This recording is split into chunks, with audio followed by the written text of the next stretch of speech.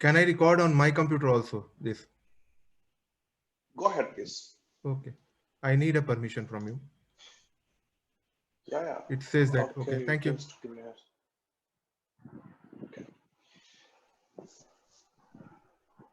Hi, friends. Welcome to our second session of the today's YSL series. Here with us, Dr. Ranjeet Kumar. Ranjeet Kumar is working as a senior research engineer at Chalmers University of Technology at Gothenburg, Sweden, Göteborg, Sweden. And he has a PhD from CDRI, famous drug research institute in Lucknow, as well as JNU New Delhi with a mentor, Dr. Vinod Bhakuni. And his specialization is on protein structure, function folding, and neurodegeneration. So especially about Alzheimer's disease, probably he's going to speak, about Alzheimer's today. And his hobby is creative writing and poetry. So it's very interesting, admix of the things. So welcome, warm welcome to you, Dr. Ranjeet Kumar. I guess right now the time in Sweden is 1 o'clock. Exactly 1 o'clock. So Exactly you must be 1 o'clock. hungry now, right? The lunch break. Actually, the lunch break here is at 12. Yeah. So we do our 12 lunch o'clock. at 12. Yeah. Yes. Fantastic. So here with me today, the co-moderator of the session is Shruthi Sheshadrinathan, and Shruthi has already been here. She co-moderated one of our earlier talk, and that time she was in Mumbai. And now I learned from Shruthi that she has relocated. Now she is working as a senior executive at Biocon India Limited. So over to you, Ms. Shruthi. Thank you so much, sir, for the opportunity. It is my pleasure that I have got second chance to be co-moderating this session. Earlier also in the previous talk also, I was a part of a speaker who was speaking about neurodegenerative diseases and all that. And this is a very fascinating topic and also a new topic for me. I could learn a lot and I'm expecting more from this talk also. Looking forward to hear your talk. Thank you. Thank you, Shruti, and thank you, Felix, for such a nice introduction. And thank you, Nithin, for being here today. I am just going to share my screen and start the talk.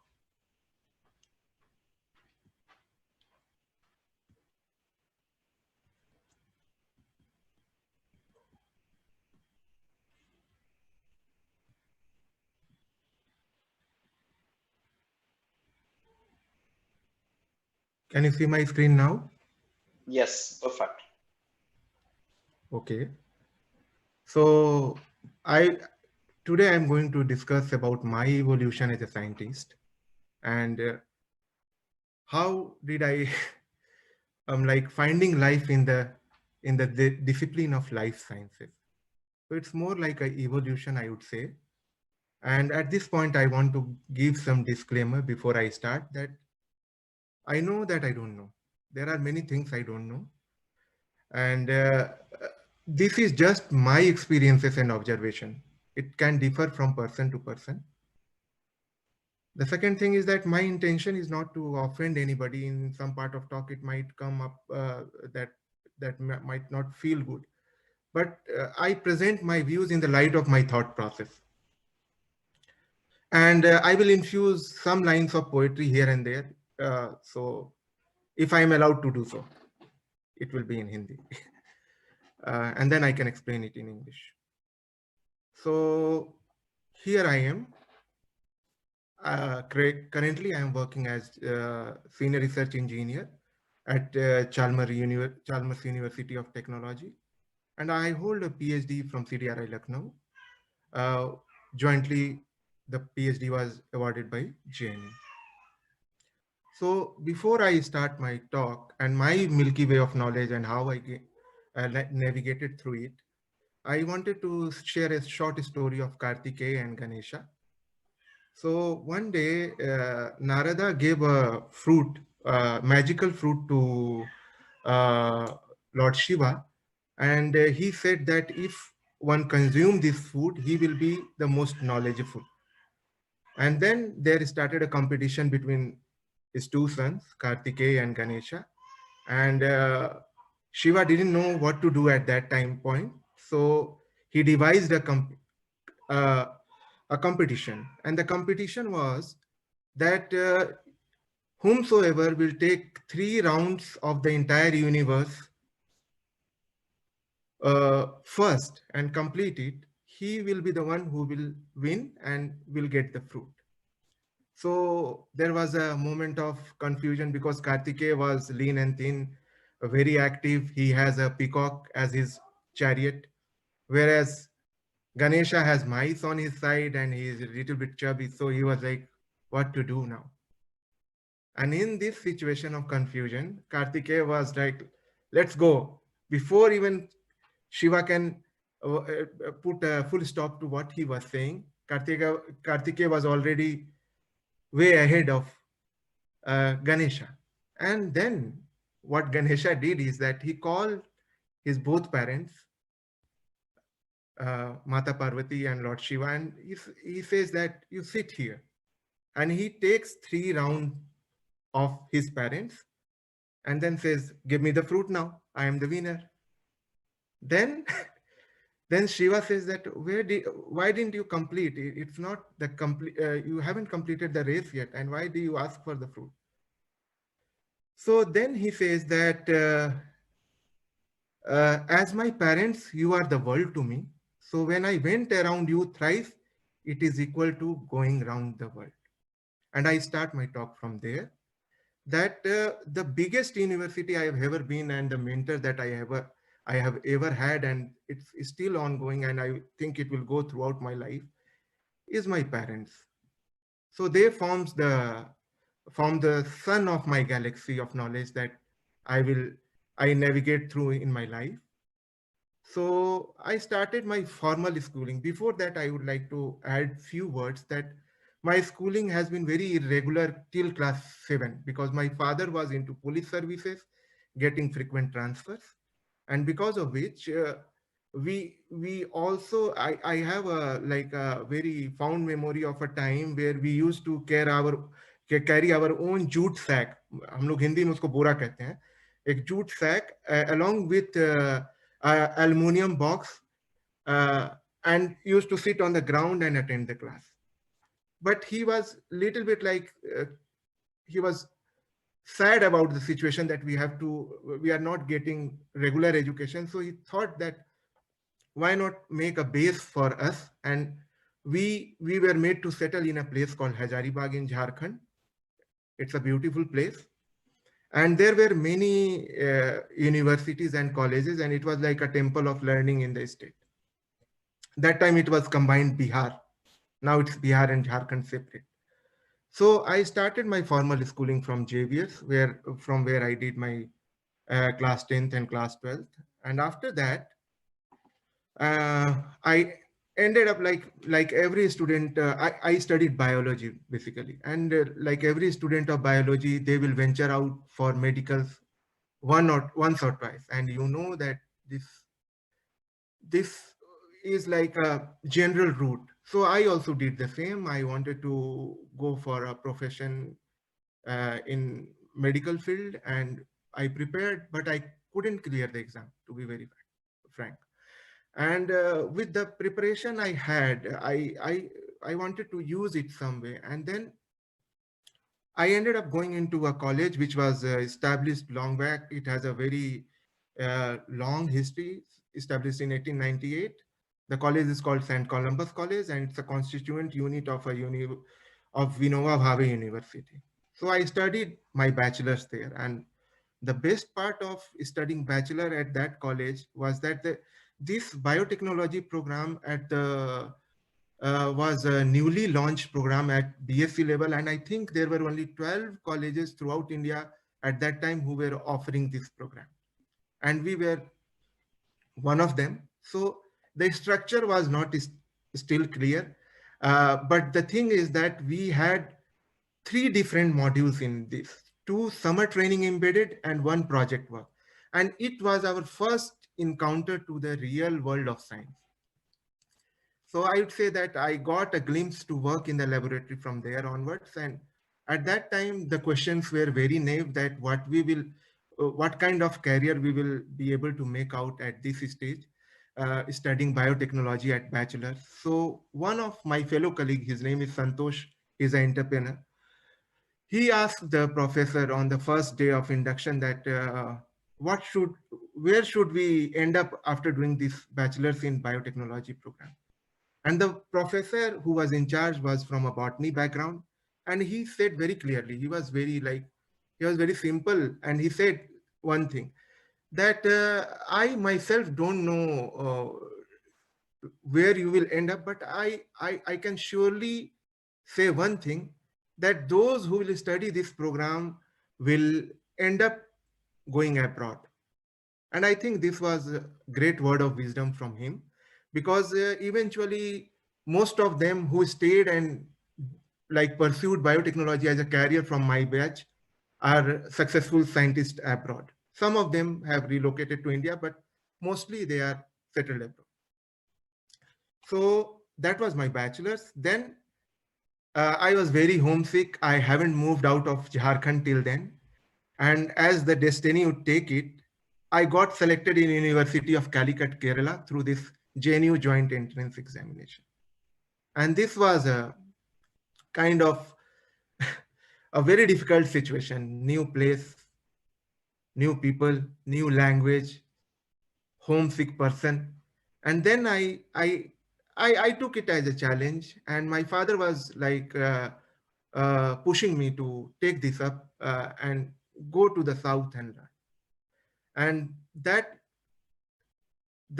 brings me to Calicut University, Mallapuram, Kerala, Kozhikode, and it was really in the God's own country, as it is called. We had I really appreciate Kerala and the structure it has in terms of how organized the universities was and the kind of mentorship we got from there. So there also I got an opportunity to work in two good institution. In my summer training, went to Institute of Microbial Technology, Chandigarh, IMTech. And also I went to, for the project work, I went to Bhubaneswar, Institute of Life Sciences, Bhubaneswar. And it was also a very nice experience, to be frank.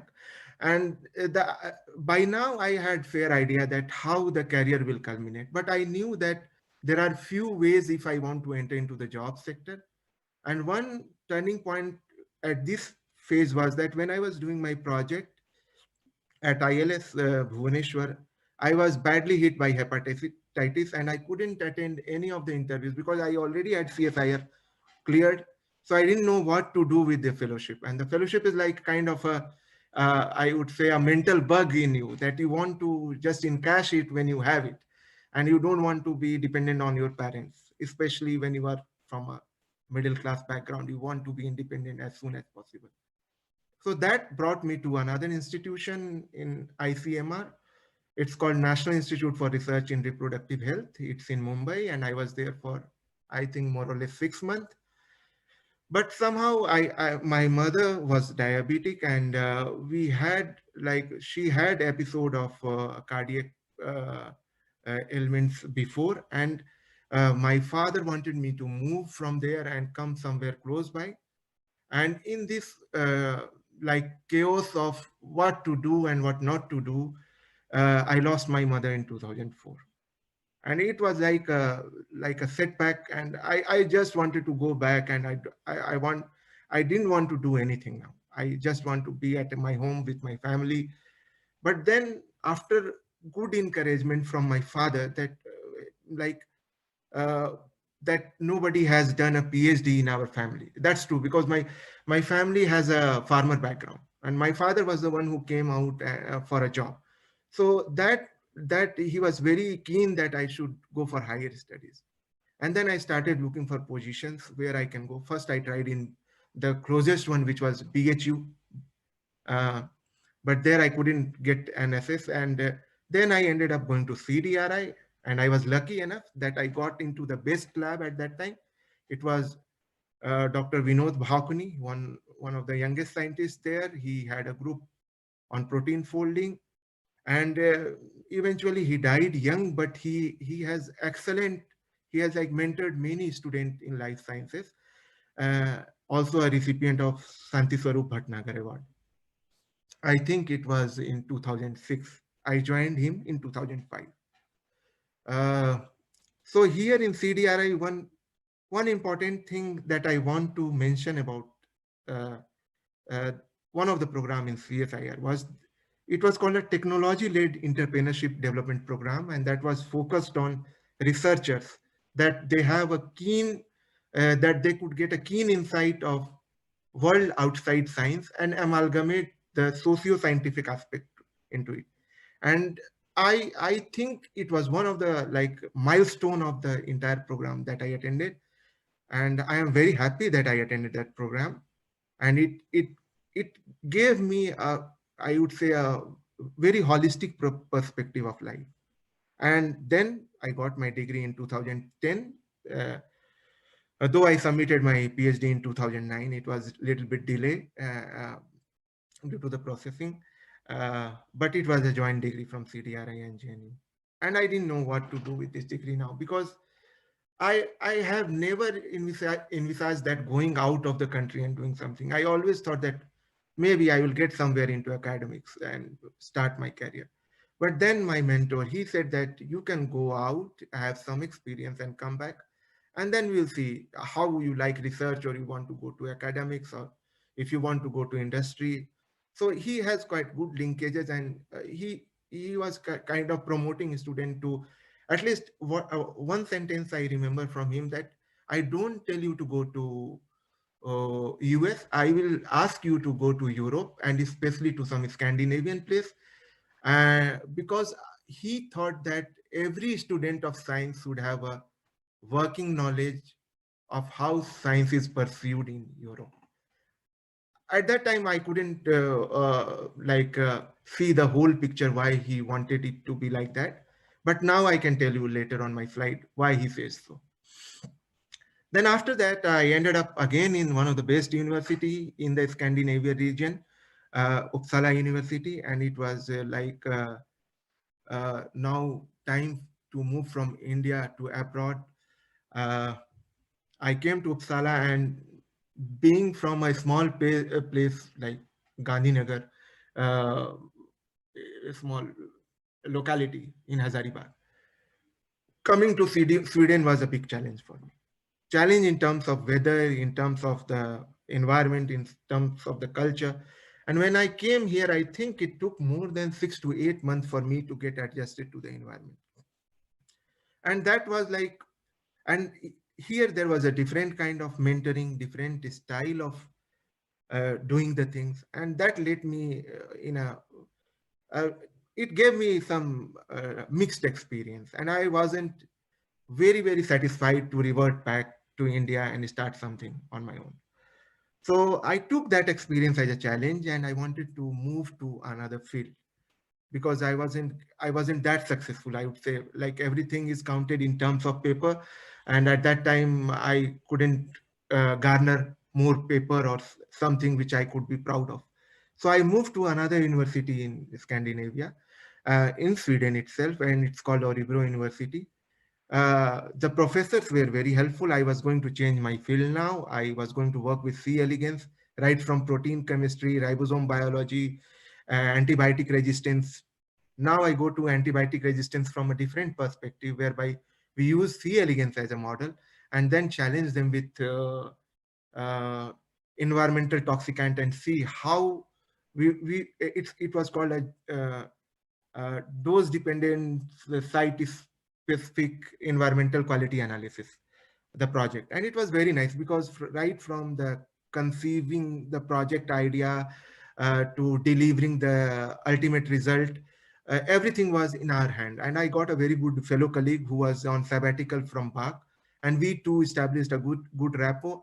And it was really fun working here, because we learned a lot. The degree of independence that and faith that the PIs had on us was tremendous, and we enjoyed every moment of our work here. And it was like, now it's time to return back to India.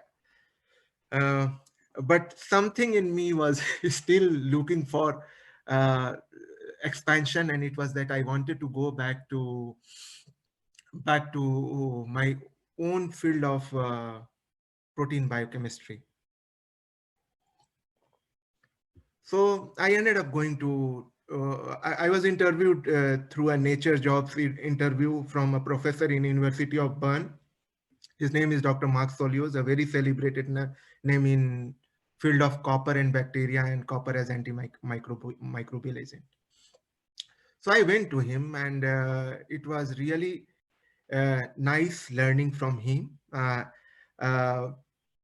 and but we realized after the interview and the salary setup and everything that we are not going to University of Bern. We are going to a new facility which is going to be created at Tomsk State University.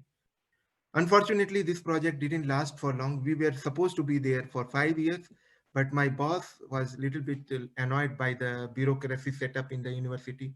And also there was a little bit of unrest between different labs because we were getting European salary being in Russia, and this was not acceptable to many. So that project ended up, he himself resigned. But one good thing I did here was that when I was studying uh, more about copper and role of copper in as an antimicrobial, and the project was called nanopumps, and the idea was to develop copper based therapeutics and understand copper transport within the cell. So here I did a course on Ayurveda, actually a small course which was run by a young budding guy from Pune. He wanted to start something like National Library of Ayurvedic Medicine, NLAM. And he was nice enough, he was offering the course for free, and it was an online setup, and I learned a lot from him. And now when I reverted back, I knew that these courses are now paid courses, but at that time I did it. So it was kind of, it gave me the Vedic perspective of pursuing science and understanding science in a better way at that time. Then since I lost my job, I just it was a golden moment for me. I always wanted to go back to my parent university, and at that time the university was growing. They have now started a master's program which was not there, and I was recruited as a ad hoc faculty at that time. I worked with the student. It was nice there, but the thing is that these positions are contractual. You can't continue for long, and I have to run a family also. And since my family has had an exposure to the Western world, they were keen that I move to a bigger city or do something, because in smaller city, you have very limited option. But still I was enjoying time with my family and parent there. And eventually I was also teaching in the same college from where I graduated, St. Columbus College, and the learning was immense. And I did not do anything. I went with the flow. I gave an interview before leaving Tomsk in January, and there was no position at that point of time. But Chalmers soon sent me a mail saying that they have a position for me, and there's a opening if I am willing, and if I haven't found anything yet, I can revert back, and this will be initially a 2-year position. But if things goes fine, then we will see. And this was my reverting back to Sweden again. And this 2 years is now like uh, I got a proper position in the university, I would say. And here I got to develop my skill and learn not only from the Chalmers University, but nearby university like University of Lund, Gothenburg University, and Umeå University. I did many advanced courses being in this profile that I have now. And the entire idea is that Chalmers is an engineering-based institution, and very much on to the innovation and sustainability. And they are fostering into the, and they have a very small biological engineering setup, but they want to venture into interdisciplinary science. As such, my knowledge into different fields of biology counts, and that's how I work here as more or less, like you can say, consultant to many groups, and associated majorly with one group managing the protein production platform of the team. So this was kind of a short journey that I had till now, and it's still ongoing. So from here, I would like to take you to the journey of mentors who have sculpted who I am today. And I start again with a small story. This is the story of Jamvant. And you know that once when Hanuman was supposed to fly and he didn't know that he has this inherent potential to fly, then his fellow colleagues Jamvant acted as a guide and said that, see, you have this inner potential to fly, and if you try, you will be able to make it. It's only a transient loss of memory that you are not able to do so. So I take this opportunity to remember all those Jamvants in my life who have helped me fly like a Hanuman in my career. So here are the list of people.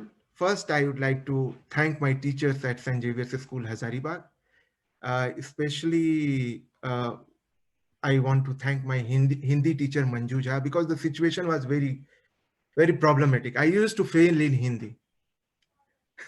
And my father used to say that I haven't seen anyone failing in Hindi, and it's a shame that we belong from a Hindi belt. Why do you fail in Hindi?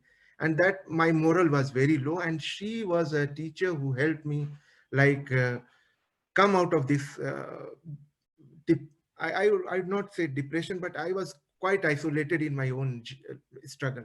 And she mentored me nicely, removed the stage fear I had, and because of her, I think I developed a keen interest in Hindi, and my grades in all my subjects improved tremendously.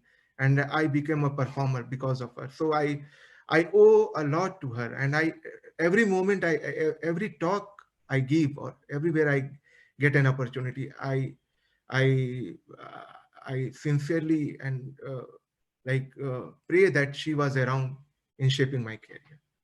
Next is I want to name Virendra sir. He was from Patna University. The setup at St. Columbus College, Hazaribagh was new, started by Dr. Anwar Malik. And there was no opportunity for us to learn. But this guy, he actually introduced us to the realm of biotechnology and what it entails, and how important it is for us to learn and then move ahead at that point of time. So Virendra sir was, I owe to him, and we learned a lot from him. Then when we moved for our masters, the head of the department, MB Joseph, he was a great, like, he is a great visionary. He is now retired, but he would just tell us and give us very hard assignment in terms of, I can tell you, in 2 years we were in Malapuram, and Ooty is only, I think, 120 kilometers away. But none of my batchmates were able to make to Ooty during the study period. So he ensured, like, there was a lot of examination in between, and if he knew that there is going to be a movie night, he will schedule something next day. So we were kind of trained in a very hard way at that time. It felt very like we were like mentally revolting this, but at the end of the program, everybody was happy because they I think we were 12, and I can proudly say that 10 of them are still in science, doing excellently good. I think 4 or 5 of them are in US, and rest of them in different parts of world. So it was really because of his mentorship we could collectively grow as a group who studied from there. Then my small, like, stint at NIRRH Mumbai was also rewarding, because I worked with Dr. Nafisa Balasinor, and she was a very, like, a motherly figure, I would say. And at that time my mother passed. I didn't have any excuse. I didn't want to leave that lab because I had very good fellow colleagues. They were really nice, but I didn't have any choice at that time. So I had to leave, but her guidance was very, very important. So then I moved to the people in my PhD and postdoc who entered, who were my mentor. In PhD, I have already talked about Dr. Bhakuni.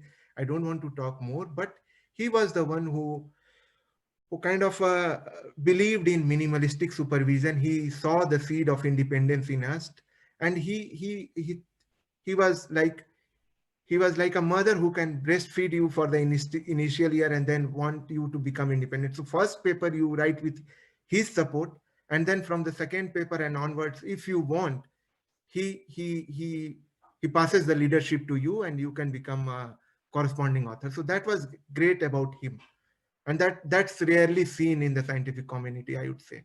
So, and he was very relaxed. He has very keen understanding of the subject. He respected privacy. Privacy in terms of like what you are doing in your private life, it doesn't matter much to him. He was extremely humble. Unfortunately, we don't have him anymore around us, and his fatherly presence I definitely miss. Then I want to name Sheshadri sir. He was the one who was the lead, uh, I would say, program coordinator of this technology-led entrepreneurship program. And he taught us how to move from ego to Lego approach, like how to uh, deconstruct or unlearn, and how can you combine your passion with profession, with a social touch, empathy. And he taught us to see the larger picture and come out of this tunnel vision of a scientist, or at that time as a PhD student that we had. Then I want to talk about two of my friends in this journey. One is Dr. Bridges, who has always been a guide on my side, excellent peptide chemist, now settled in India. Uh, he's an entrepreneur running his own business.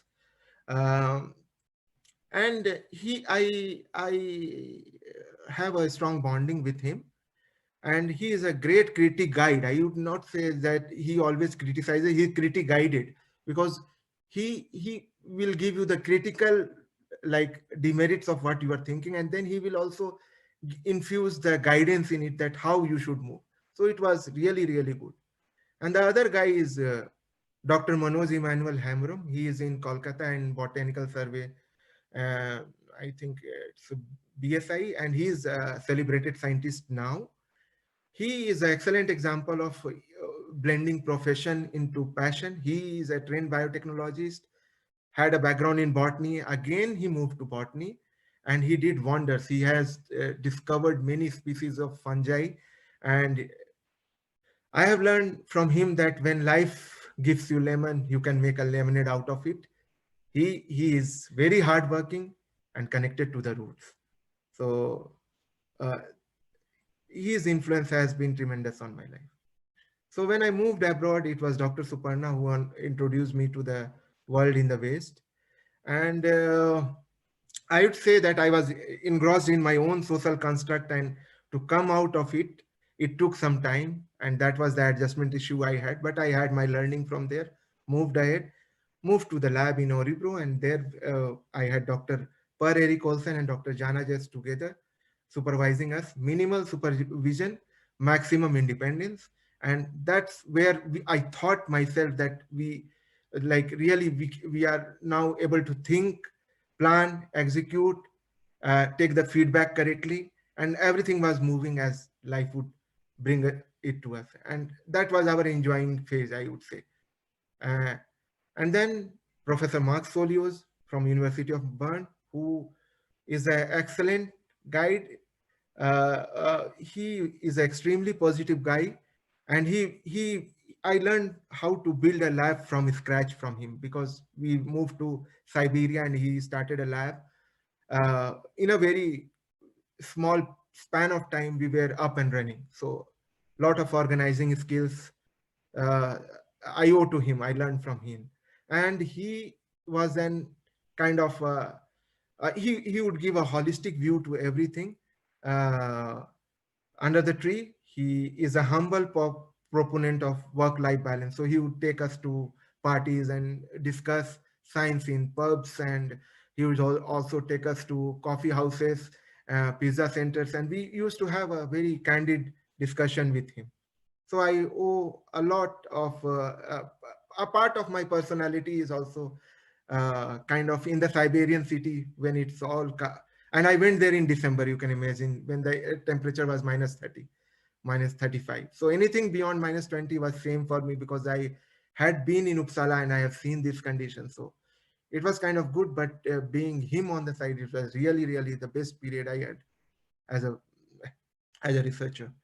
And then my current boss, Pranila, here uh, in Gothenburg, she started her group. She was initially in Umeå University, came here in Chalmers as the head of the division of chemical biology, and started the team here. So she was building a new team, and that's how I ended up being her in her team.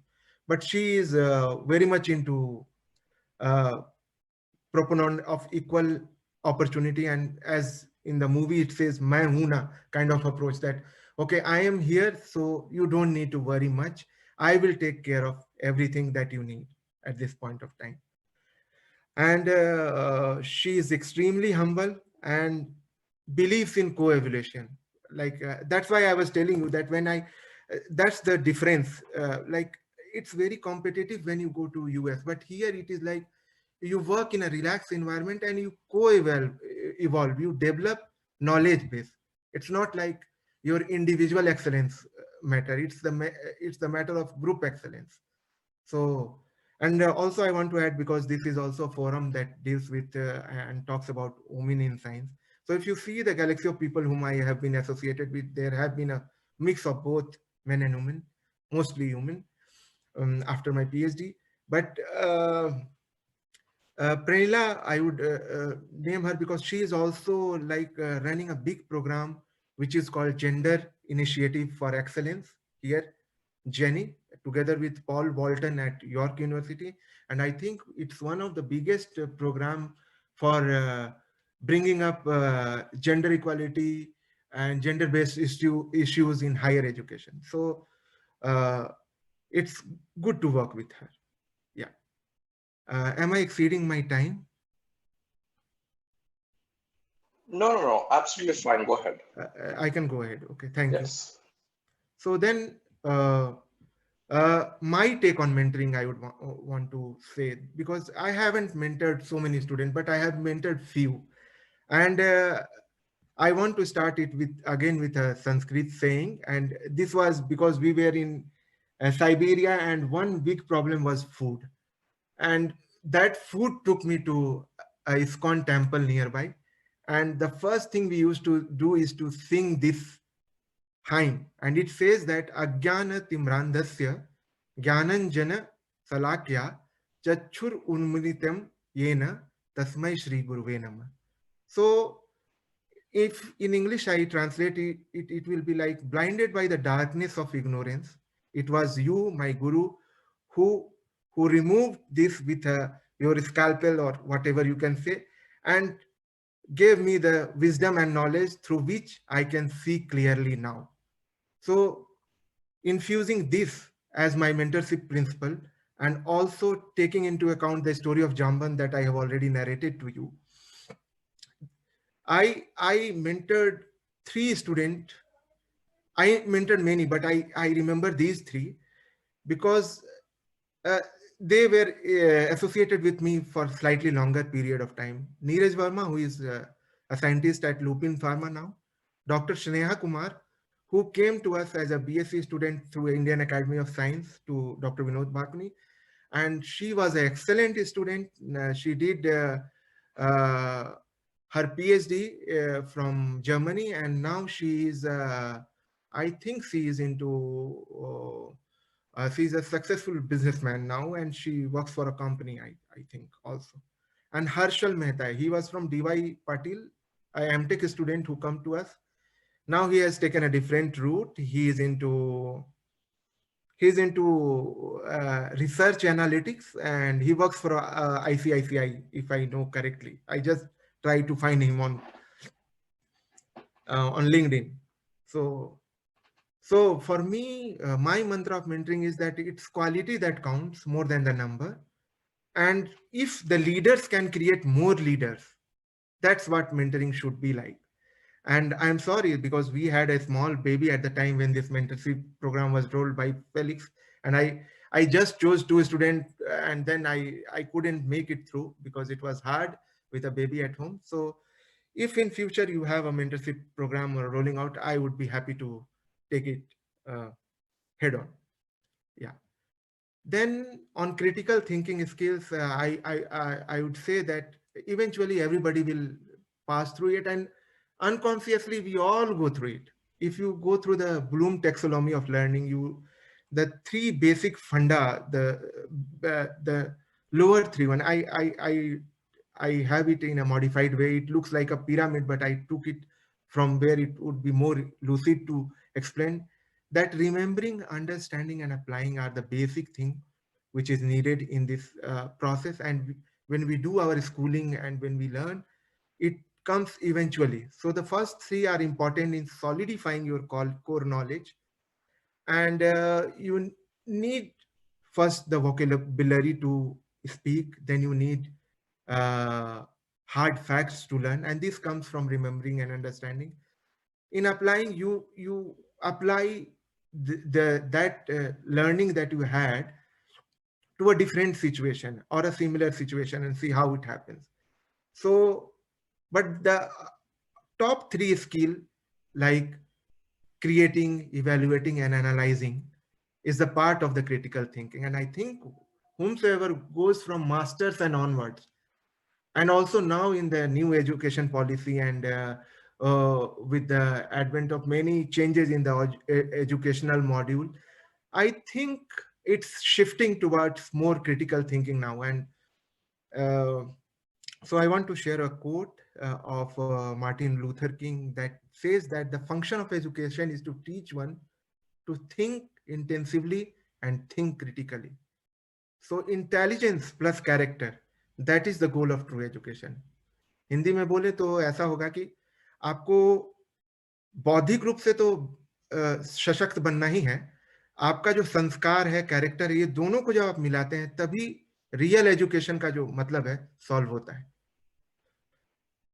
Then I would like to have this quote that we should not forget that the true purpose of education is to make minds, not careers. Careers you will anyway get, like जीविकोपार्जन हम लोग हिंदी में बोलते हैं उसको, कि आप जीने के लिए कई एक रास्ते आपके खुल सकते हैं, लेकिन आपका दिमाग कितना खुला, यही एजुकेशन का काम है. तो ये ज्यादा इंपॉर्टेंट है मेरे हिसाब से. So ability to think clearly and rationally about what to do or what to believe. In the world of fake news or yes, you have to find a fine balance. You have to see, you have to judge yourself, think, analyze, and then create. So like it is said, like in 21st century, the three most important skill which will be required is, like, you have to have this critical thinking approach, you have to have approach of creativity and complex problem solving. So taken together, it will be a great blend and help you excel in whatsoever career you choose. Going by the quote of Albert Einstein, we cannot solve our problems with the same level of thinking that created them.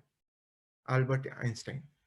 And I am a true believer of that there are different level of like consciousness. You are conscious, you are subconscious, and there is a super conscious state of mind. So you have to churn out that super conscious state of mind to bring the best out in, and that is what critical thinking is all about. It's all about reflecting on yourself. So now a little bit on quickly on lab culture, group communication, problem solving, and conflict resolution. So for me, group communication is, do you ask a question as a show off or you are really interested in the answer? It always happens in the group, in a small group setting. Whether communication is just to have a conversation, or you want a true connection, you want to build connection, you want to have a dialogue. For me, problem solving and conflict resolution is all about, do you want to have a response or you react quickly? And what kind of solution you are seeking? Are you seeking a solution just to serve a short-term personal interest or establishing a culture of trust? We see this even now in Europe. Like we deliberate a lot about these things. And one best thing is that here we have a flat hierarchy. So no sir, no madam. Everybody can discuss with everyone else in the group, and they are all at the same level, and your ideas are heard. So this is also a way to resolve conflict when you are given a space to be heard sympathetically. Teamwork. I think science as such is completely a teamwork. Without teamwork, science cannot progress. So it needs collective consciousness to solve a problem, irrespective of the discipline. So you have a problem, it doesn't matter whether the solution comes from math, mathematics, or from humanities, or from core fundamental science area. The idea should be to solve the problem. And when you do it through different subject and different disciplines, you get different vantage points to look at. And the background picture I have is that in teamwork we should have shared leadership. If you see bird flying, they fly for long because they change their positions in a V shape. And I would say that this V shape is a victory. When you change leadership, you go for a more democratic setup, it helps. Active listening and empathy, it's very, very crucial. And I think hierarchy inculcates ego. And we should remember that we have 2 ears and 1 mouth, so we have more to hear, more to listen. And you have to change the position. You have to change the position. That means I'm telling you to be more empathetic. Like you have to change your vantage point shift, and this will give you immense clarity, and you will be able to get out of your shoes first, step into the shoes of other, and then see the right thing. Cross-cultural communication, I think this is very important when you move out, and it's a challenge. I also faced it, as I said, in my first postdoc, because here if somebody here coffee time is called fika, and if somebody invites you for a fika, it's not it's treated bad that you don't respond to it. Even if you don't like coffee, you go there, sip some water with them, it's absolutely fine, join them. So I am taking just one example, but understanding our own unconscious bias is important in this situation. It should be empathy driven when you do this, and there should be some element of psychological safety. It's a more talked about term here in West now, that within a group there should be like some kind of मनोवैज्ञानिक सुरक्षा कि आदमी बोल रहा है उसकी बातें बाहर नहीं जाए. He should not feel scared of other member of the group to speak his heart. That is important. So, and it's also important that we have faced this, and we face it, that I avoid commenting on the background based on, be it on sex, be it on different nationalities or ethnicity, uh, or any basis of discrimination. We should completely avoid that. Then comes decision making. Decision making is important, and it should be organic and not cosmetic. And that's why I again call that the leader should do away with the unconscious bias, and the decision should be based on facts, and also it should be driven possibly bottom up if possible. It's not possible always. And then I would say flexibility is important. So first comes the brain and then comes the heart in our logical way of thinking. I would just request you to flip this, take the heart first and let the brain come next sometime, and you will see the change. About time management, nothing more to say. Everybody has 24 hours, same amount of minute, same amount of seconds, and it's non-refundable and non-renewable. So you have to be very keen to understand this and use it wisely. You have to differentiate what is important and what is urgent. For us in this attention seeking society, like, comment, share, we are so much engrossed in it that we don't think about the work-life balance, and we treat everything as urgent. So think about it. What is important for you? What is urgent for you? In Hindi, in the philosophical term, मतलब holistically life के बारे में हम लोग ऐसे बोलेंगे कि आपकी कुछ जरूरतें होंगी, कुछ चाहते होंगी. तो आपको एक बैलेंस डिसीजन लेना है कि जरूरतें ज्यादा इंपॉर्टेंट है कि चाहते ज्यादा इंपॉर्टेंट. ऐसा नहीं कह रहा हूं कि चाहत को रखना बुरा है, लेकिन दोनों को बैलेंस करके चलने का. need and uh, what you think about it. And then I would say that you need three hobbies: one to keep you creative, one to keep you in shape, which is very very important to be in shape, and one to make more money. And if you can amalgamate all these three like Felix did, then it will work wonders and you will have a blissful life. So a small moment of how about my hobbies. So I am a avid bathroom singer. I sing. I am into poetry. I write a lot. I go for long walk with my wife. I hate exercising, but I do some yoga and meditation. I go for cycling a little bit. I like learning Vedic text and extracting meaning out of it. And eventually, I have two kids at home now, so I like playing with them a lot.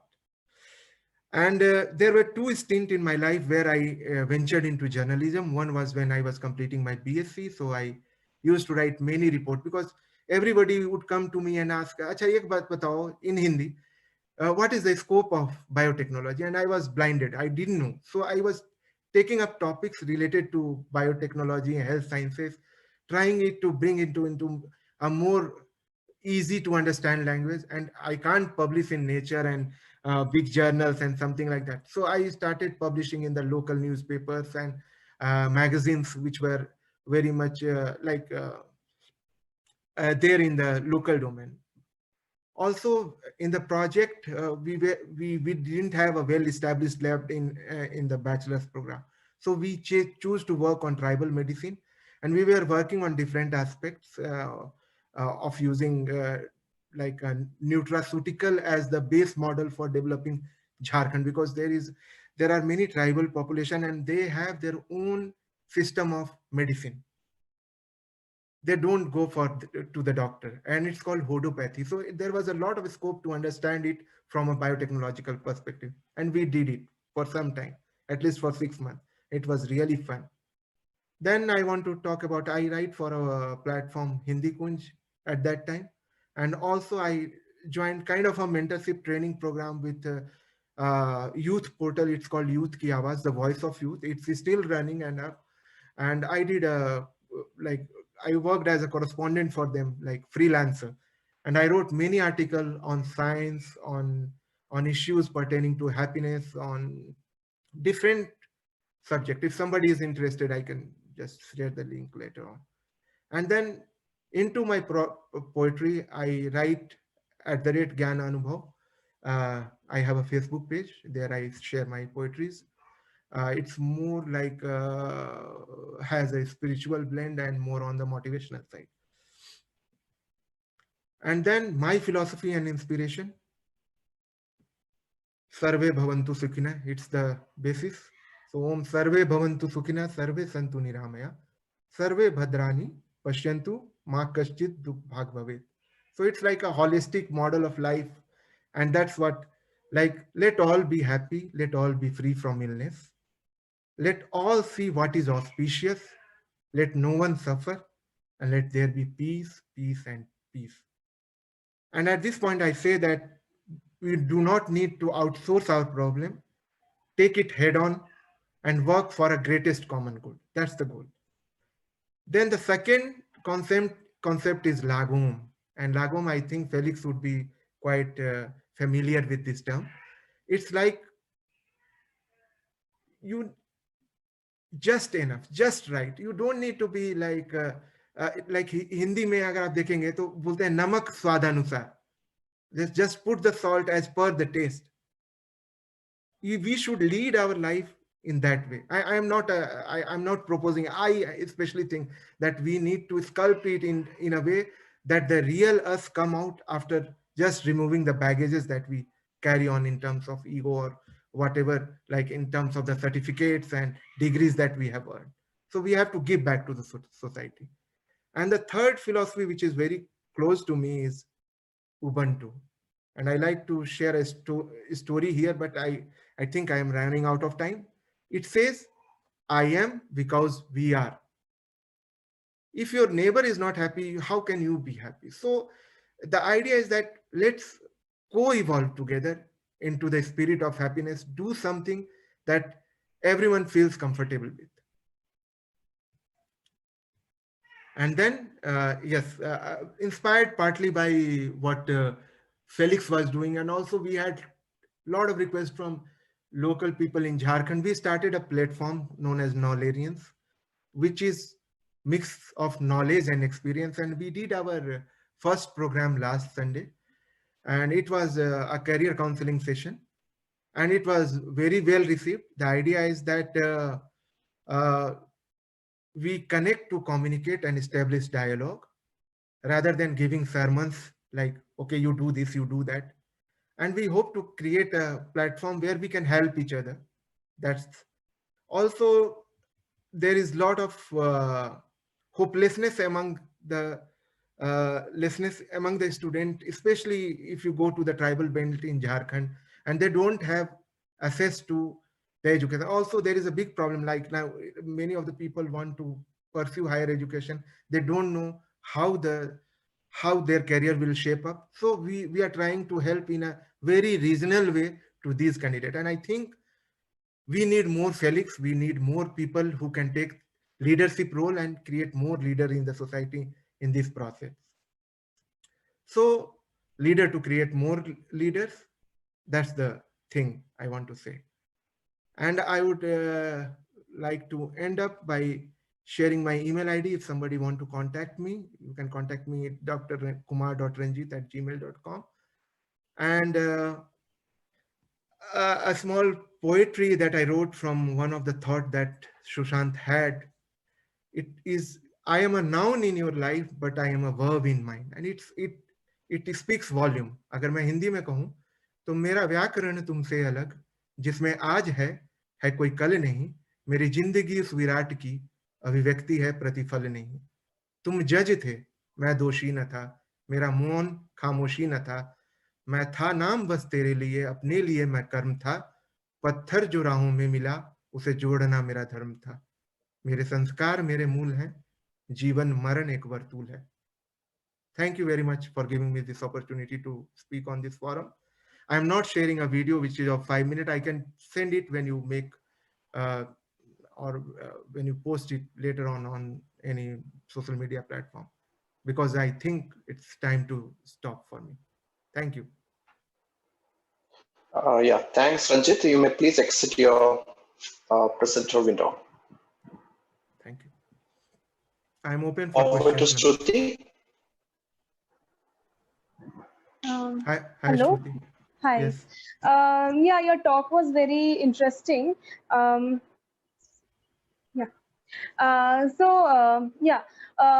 Actually, I've just made a 3-part brief. Okay. I just split your video into like 3 sections.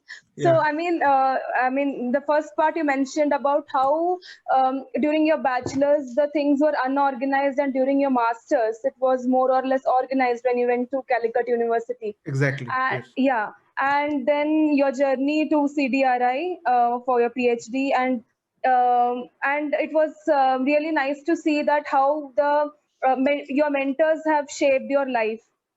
Thank So you. some points like which I noted down is like going with the flow. I mean, taking up whatever projects is coming with you, and getting more exposure about the same. And of course, the mentors will help you reach to your heights. I mean, the sky is the limit. So you just require one guidance to realize your potential. I mean, you explained about how Hanuman himself was not aware of his potential, and Exactly. it was explained by the Jamwan was his mentor for the same. So True. so I mean, someone is required for making you realize about your potential. And yeah, I mean, it's great that you had an opportunity to start from scratch with one of your collaborators, which I could learn. And yes, of course, the group excellence matters rather than individual efforts. Yeah. In one more point which you mentioned about the lab culture, that is, you should have a cross-cultural thing going on. I mean, I remember in one project that I was involved in by Good Food Institute, that was one project wherein we had to give a prototype about, I mean, a startup prototype, and wherein we had to form our own group. And people were from different backgrounds. So I'm a biotechnologist. There was one food technology girl, and there was one person who is from business background.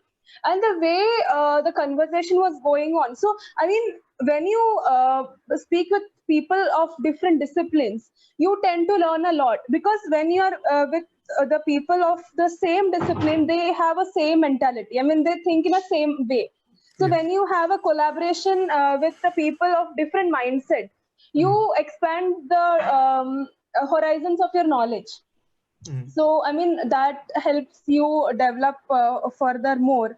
And it's great to know about your hobbies, about your poem that you write, and the science communication and different, I mean, different articles that you write. But I was curious to know about your research highlights. I mean, Yeah. that was something missing in your presentation. Yeah. I mean, how? I Yeah. purposefully remove that thing, because Okay. anybody can go and check ResearchGate, can Hmm. check onto the Google Scholar and find out what I am doing. But I will No. brief you a little bit. Yes, I So mean, I I start. went through I just went through your Yes. the research gate. I just went Yeah. through. I mean, it would be better if you can highlight few points. I mean, how you have applied it, how it is useful for the real life. I mean, how it could be translated. Just a highlight so that it would be Uh, beneficial. so initially, I started you would say it as a molecular microbiologist. Yeah. I work with Mycobacterium tuberculosis, the two important protein in the life cycle of mycobacteria, which is supposed to be the drug target, isocitrate lyase and malate synthase uh, in the TCA cycle. And from there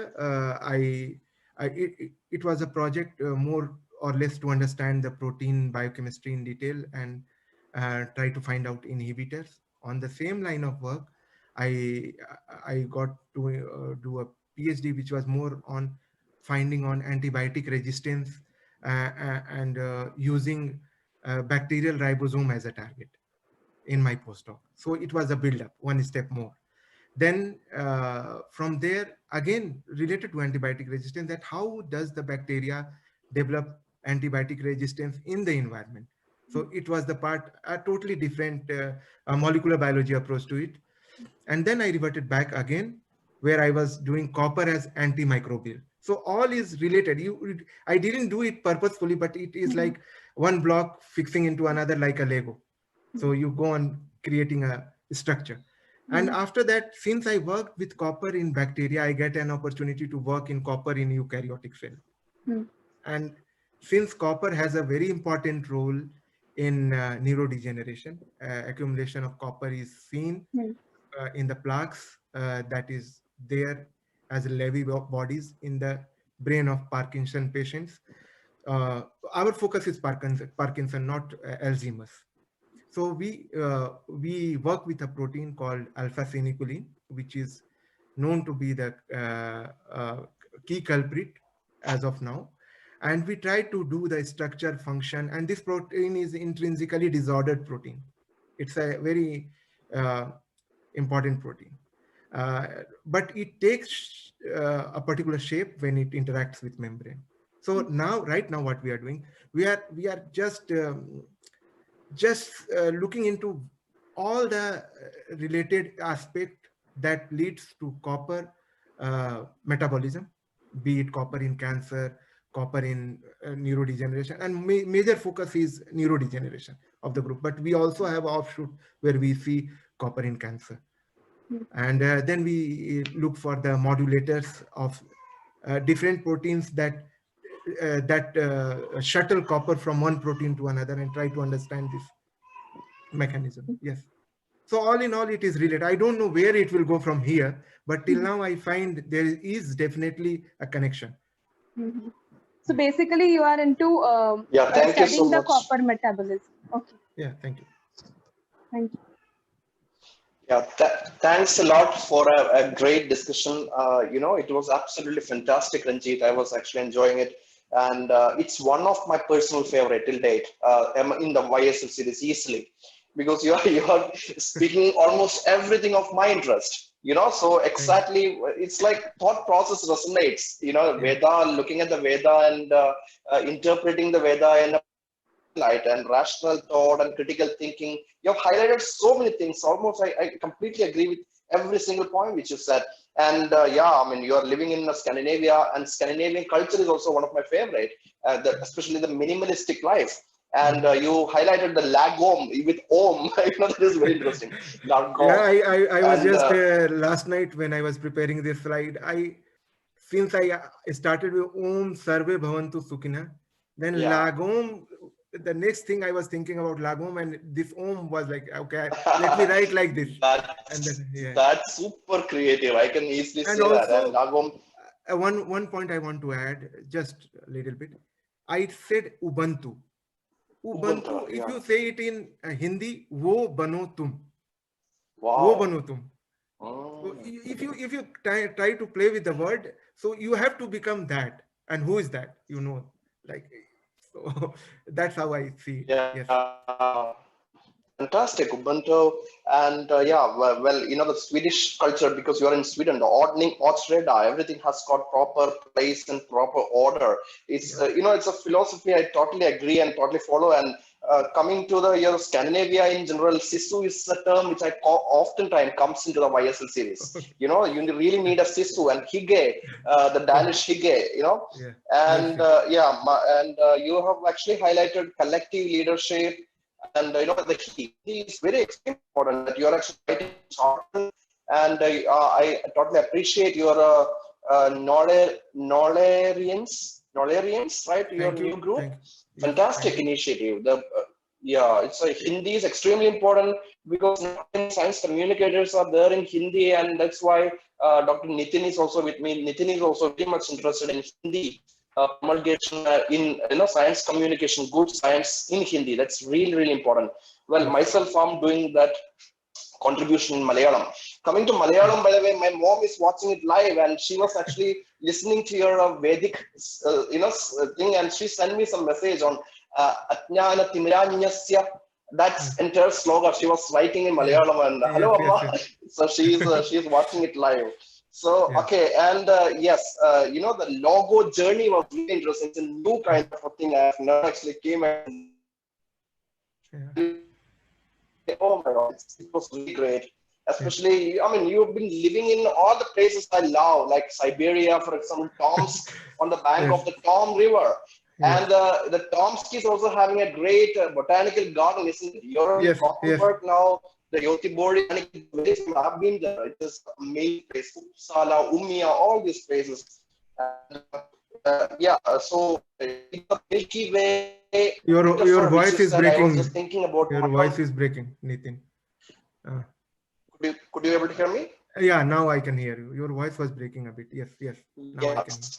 Yeah. So you were saying the Milky Way metaphor, and I was thinking my own time in Antarctica. I was privileged to be part of the Indian Antarctic mission. Yes. And when I was in Antarctica, when you actually circle around the pole, it's just a one pole. The barber pole is there. If you circle around the pole, you're virtually circumnavigating the entire Earth. It's the same kind of Yes. Yes. presentation of your story. Amazing. I really enjoyed your talk, Thank you. and Thank you yeah, so much, Felix. absolutely fantastic. So Felix, I would say yeah, that I you would are like also an to. inspiration to us. Like whatever we plan or whatever we do, I got a fair share of inspiration from you also. I must acknowledge it at this platform. It was because of your courage. I had this idea of starting it long back in 2016, but I didn't get many support from my friend. And then as a challenge, I took it again once again, just a week before, to see how it works. And I told you that I'm not into this attention seeking thing. I just want people to share their knowledge, their experience, which can go direct into the heart of people right there in the locality. Because if I choose someone from Hazaribagh, say, they will connect more, because they will say a thing like, if you take someone from Kerala, they will try to connect more, and they will understand more that, okay, if somebody can from Kerala can do it right next to our house, why can't we do it? So that kind of philosophy was like ingrained in establishing Knowlerians. And that's how I came up with, I made this like I took a step ahead, not knowing what life is going to give us. But anyway, because we are all established in our career, and we need to give back in some form. And I have learned that thing from you also, uh, that how you give up to the society in different forms, in your local language, in your outreach programs, in your way you communicate science. So kind of that, as I said, that leaders create more leaders. That's the I think essence. Yes. Yeah, fantastic. My best wishes way to go. Road is really open in front of us. So yeah, welcome aboard. We also have Dr. Nithin Trivedi with us. Over to you, Dr. Nithin. Yeah. Thank you, Nithin. Thank you, Dr. Felix, Thank you. and thank you, Dr. Ranjeet. It was a wonderful talk. I literally enjoyed the way you covered several aspects, of your personal journey, then spiritual information and your interest about journalism and poetry. And I'm happy that sitting in Sweden and you are working for the people of Jharkhand, your native. So this quality, we can see very rarely we can see in a person. And I like your all these quotes about spiritual life or Vedic mantras and all. I literally enjoyed. And yes, Shruti said the scientific information was less, but I think I request all the participants that please visit Dr. Ranjit's profile. I think it is there on ResearchGate and Google Scholar. And if you have any doubt, please contact Dr. Ranjit, and I'm sure that he will help you out. So Thank you. You can contact thank me you once personally again. also if you Yeah. want some Thank you details. once again. Thank you. Thank you once again on the behalf of Young Science Leader family, and I wish all the best for your future endeavors. Over to Thank you, you. Dr. Felix. Yeah, thanks. Yeah, thanks, Nitin. I will ask you one question because you were saying about your research, with Shruti's questions. My question Yeah. to you is about with Alzheimer's disease and protein folding. You were saying you did a lot of work. Now, my question is that copper is toxic. We all know it, but still there is a huge fashion these days. Going Yes. back in Yes. time and Ayurvedic, because you also know Ayurveda, and Yeah. people are actually using copper vessels for cooking, especially acidic food. Do Yes. you think it's a good idea to cook in the copper as well as brass? In Kerala, we have a Yeah. traditional way of Eh, making, for example, any Yes. kind of food in uruli. Yes. Uruli is basically brass. Yes. Of course, brass is an alloy of copper. So what is Actually, your take on this? yeah. Is it healthy I practice or not? yeah. I will take you back to a little bit of the science associated with it, and I will be quick. So I before coming to Gothenburg, I keenly wanted to work on this aspect, and I chose Dr. Padma Venkat, who is in Bangalore in a university which is established by Sam Petroda, and it's a great university. It only takes up the challenge of re-establishing the already existing which is there in the Vedic text. And I must say that I also believe that there is a fine balance which is needed. It's not that if you consume copper, it will be toxic, because we can, like when I was working with copper as antibacterial, we can see that how efficiently on a copper surface no bacteria can grow. If you Google, you will find many videos demonstrating this phenomena of this is called contact killing. As soon as the bacteria comes, the electrochemical process uh, initiates, and it clears the bacteria in span of minutes or so. But I totally agree with your point. But here there is another aspect that there there is accumulation of long-term accumulation of copper in your brain That's cause. And also we are looking at everything as a discrete thing. Now something we found, we are not looking on a holistic scale. There might be some other triggers, there might be some, because the milieu you are not testing, you're just taking a protein out, doing a test tube based study. So telling something conclusively in this is very, very difficult. On my personal side, I think copper is important. Copper is, there are many cuproenzymes, you need copper. Your collagen needs copper, so your body needs copper in many, many ways. So yeah, I think it is just uh, something goes off pathway and then triggers the problem. Yes. Yeah, antibacterial effect of copper is very well known, and of course, this is we can maybe a safer way to make good use of copper is the doorknob. In Kerala, Yes. ancient architecture, the doorknobs are all Yes. brass and copper, which is absolutely fine, safe because we are not consuming it. But Yes. again, you need a fine balance. It's fantastic. Now over to Shruti. You can pick up some questions from the audience. Shruti? Um, I think I can't see any question, but I just would like to add up. I mean that copper thing, because in Malayalam also it's said no adiga maya lamridam vasham. So like even water can be poisonous, like if we Yes. consume it in a large higher quantity. So maybe every material, even if it's a heavy metal, it's considered as a toxic. But if we consume it in a lower quantity, then it can be having a medicinal use. So that is what I believe with That respect is to copper. actually the thought of the homeopathy. Homeopathy Yes. is that is why we call it as a pseudoscience, because it doesn't work that way. Like Avogadro's principle, it's completely against Avogadro's principle. Avogadro's principle says that if you dilute it, the atoms will be keep on diluting. But if you dilute, the essence will keep on increasing. That is what the homeopath said. And also the lead, for example, lead is of course a poison. No matter you're diluting, and if you dilute it till the copper, lead completely disappears, and it's just like a water, it's a water pill. And I would like to ask you one question, because so many viewers, definitely many more viewers are going to watch this program. Because you are from Sweden and Scandinavia, what are the PhD opportunity? Many students are asking me to. I would like to go Scandinavia for a PhD. So how can I go, and is there any special scholarship scheme? So could you please throw some light on that aspect? Yeah, the PhD programs are open, they are well advertised, and anybody can apply. Uh, uh, I think earlier the master's program before 2012 was free. So most of the students used to come for master program because they have to give their living expense, and that's it. But now the master program is a need-based scholarship, and there are some scholarship. But PhD, I think it's totally open.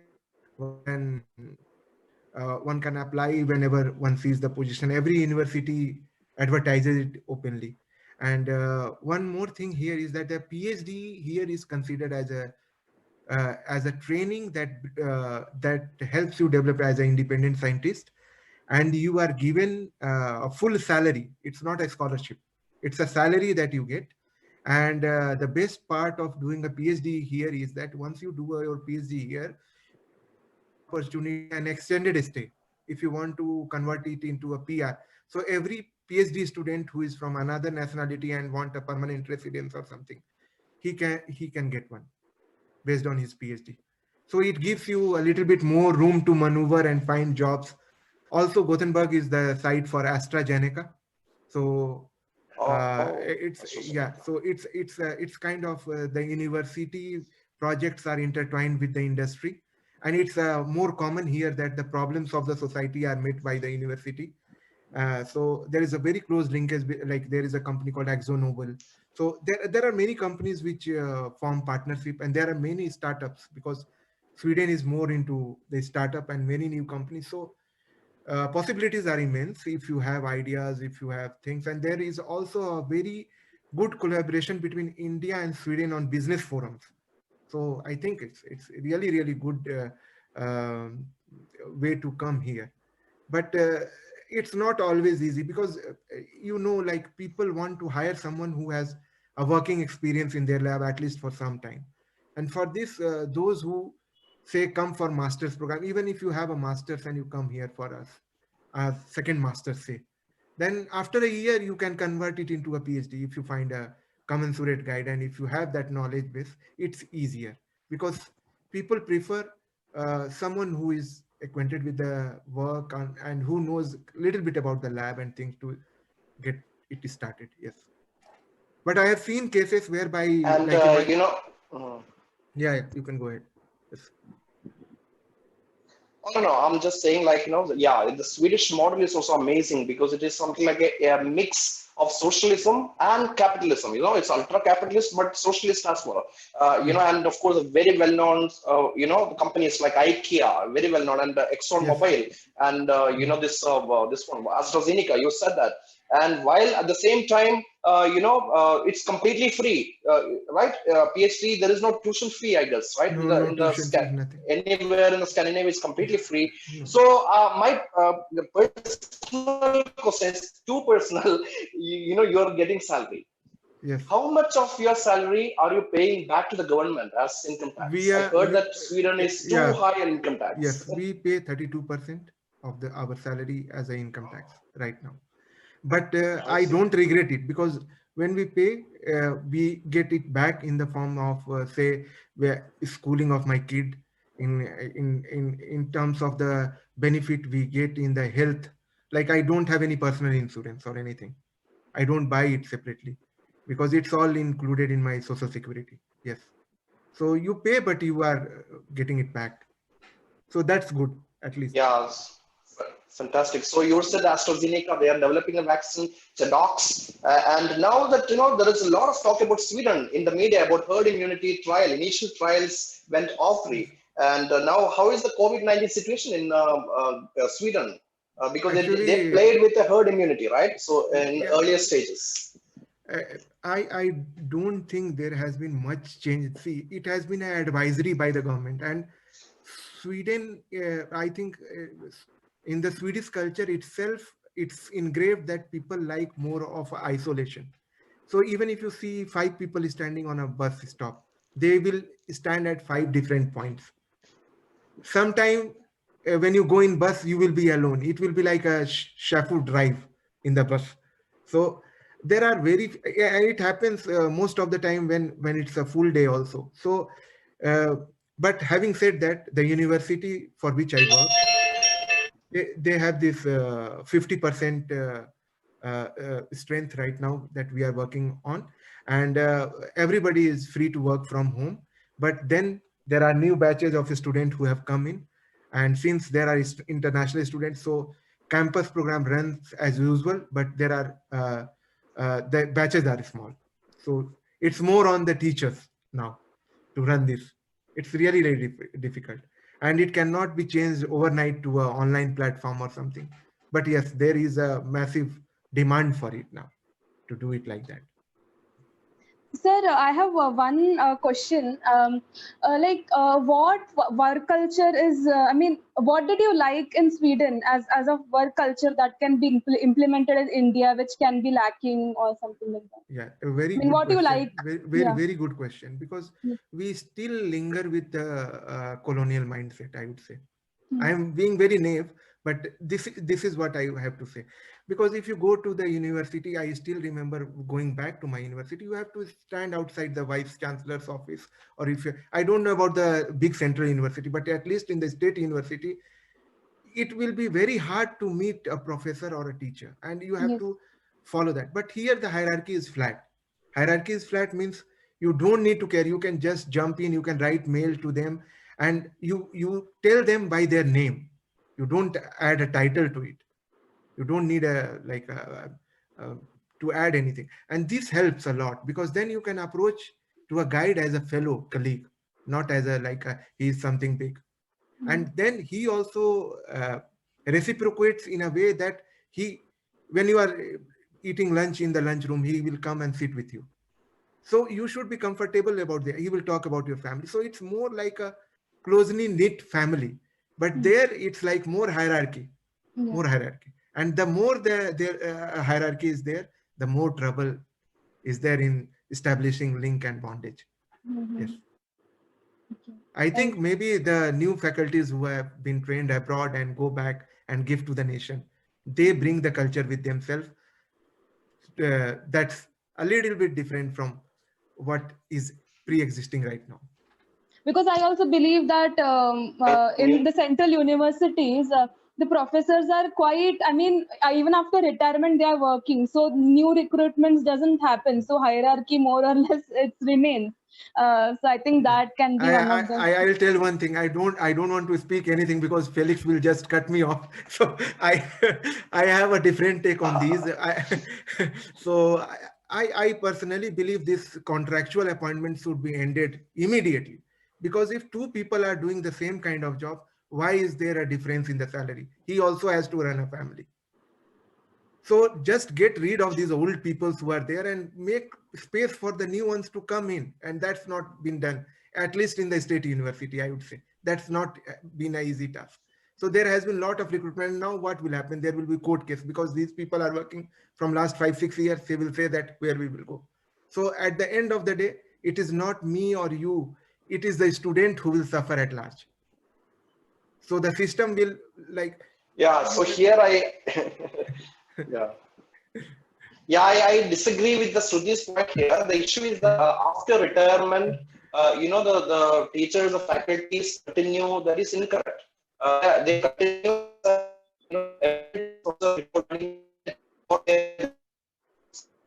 Your voice is breaking. Post retirement, nobody can continue. We can't hear you clearly. Sorry.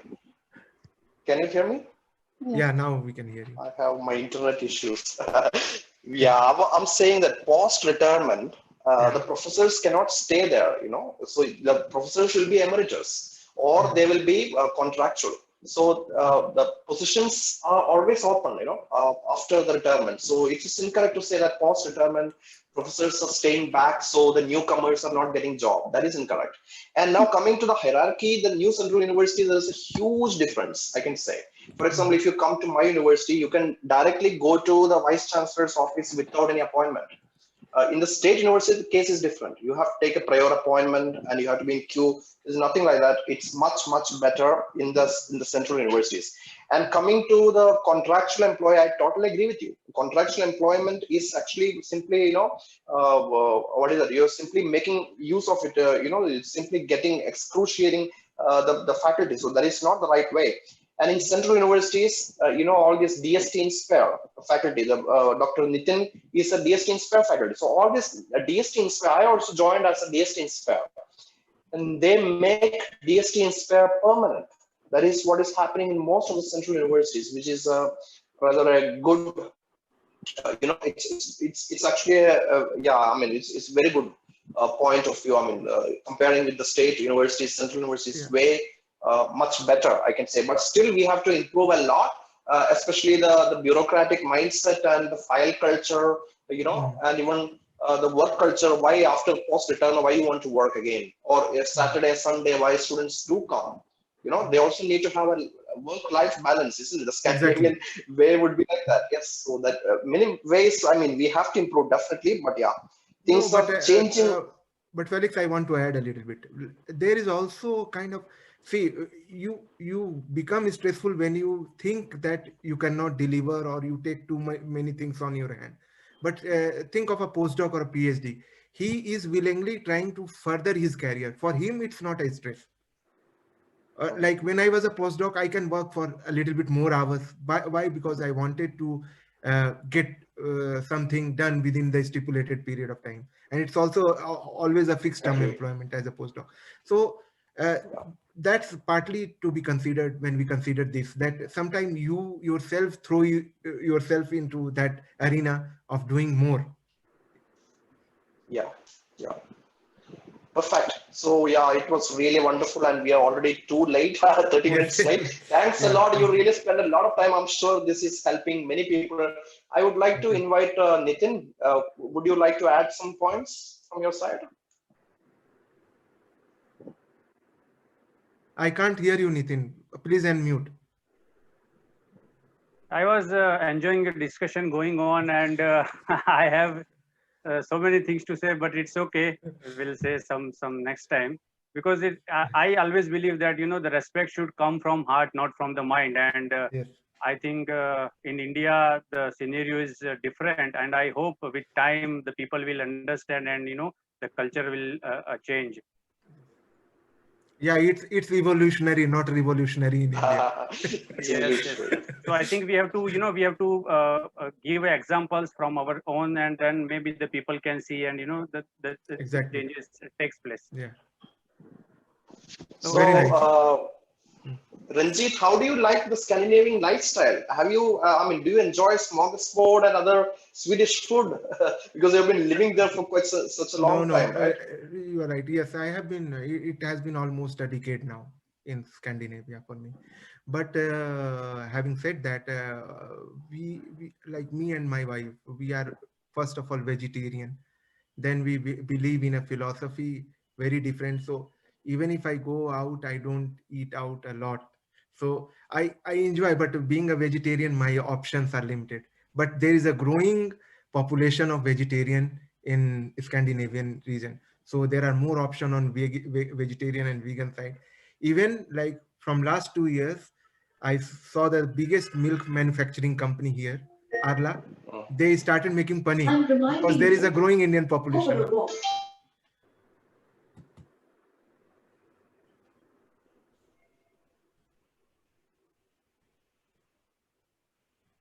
So there are many options and food Yeah, alternatives also. so the Swedish, I still remember that you used to get like very good salad in Sweden. I'm also vegetarian, by Yes, the way, but I think actually, everybody is vegetarian. Nitin and Shruti, I'm sure you both are vegetarian, right? Yes, Yes, yes. yes. Yeah, actually, talking of salads, there are like varieties of salad that is available, and that's only one yes, thing you buy in the university campus when you are there. If you don't have the food, you buy the salad. That's it. And you can have great. different kind of dressings. And then I am a sweet tooth guy, so I always experiment with food. I like cooking. I do a lot of cooking at home when I'm free with my son. Also, I try baking new things. Yeah. Fantastic, Ranjit. It was a great pleasure from the YSL family to spend this afternoon with you, and thanks a Thank lot. you. Thank you very And much. yeah, thanks, Shruti. Also, Shruti, you did a great job as usual. Thank You're you, a sir. great moderator Thank of the session. Yeah, Thank you, thanks sir. a lot. And Nitin, could you please say a few words? And also, if have you finalized the next week's speakers? No, In it is that case, yet then to. could you please say Yeah, it is who's yet. the speakers? It is yet to finalize. So as soon as we'll get the confirmation, we'll inform you on the platforms. Okay. That's good. All right, then. See you all next week. See you Next Sunday. Till then, next Sunday. goodbye. Goodbye. Thank you. Bye bye. Bye.